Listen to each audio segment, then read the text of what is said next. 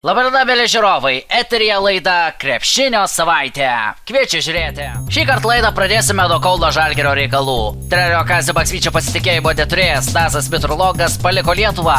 Legionierius keliasi prie Olympiakos ekipą. Tarp pastarosios ir kauniečių vyko sandoris. Lietuvos čempionai už žaidėją negavo jokios išpirkos. Tiesiog graikai perėmė kontraktą. Mitrologas su Olympiakos ekipa pasirašė 3 metų sutartį.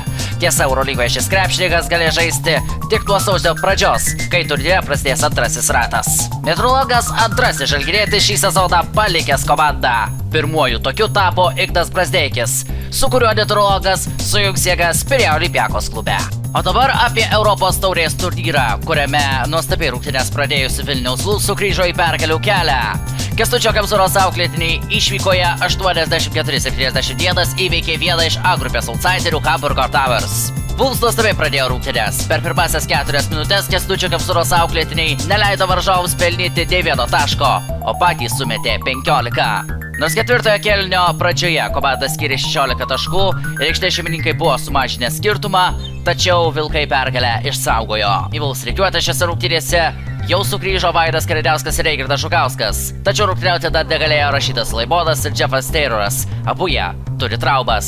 Kitą savaitę Vilniečiai susitiks su Londono Towers ekipa namuose. Pergalingai Europos taurės turo susitikimas susiklostė ir Panevėžio Cement Lietkabeliui, kuris išvykoje 75-71 nugalėjo be pergalių ir toliau liekančią Vroclavo Šlionsk ekipą. Panevėžiečiai šias rungtynes galėjo laimėti ir lengviau, kadangi ketvirtojo kėlinio metu panevėžiečiai turėjo net 20 taškų pranašumą. Tačiau šį pranašumą panevėžiečiai iššvaistė. Gerai, kad rungtynės baigėsi pergalingai ir tai buvo jau trečiasis Lietkabelio laimėjimas iš eilės Europos taurės turnyre. Po pergalės Lenkijoje Lietkabelis įsitaisė 5-oje B grupės pozicijoje.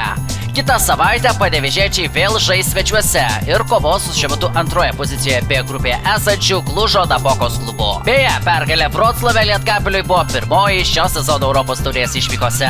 Džiugios naujienos iš moterų krepšinio fronto. Oficialiai patvirtinta, kad 2027 Europos moterų krepšinio čempionatas turės net 2 šeimininkus. Tai Lietuva ir Suomija. Pranešime spaudai rašoma, kad turnyras vyks Espo, Klaipėdos ir Vilniaus miestuose 2027 birželio 16-27 dienomis.